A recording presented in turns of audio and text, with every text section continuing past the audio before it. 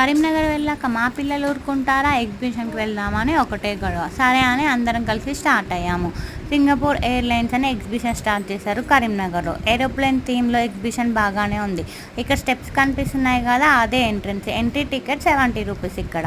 అయినా పర్లేదు, చాలా బాగుంది. మా చెల్లి బింబిని ఎత్తుకొని పిక్స్ తీసుకుందాం అక్క అంటుంది.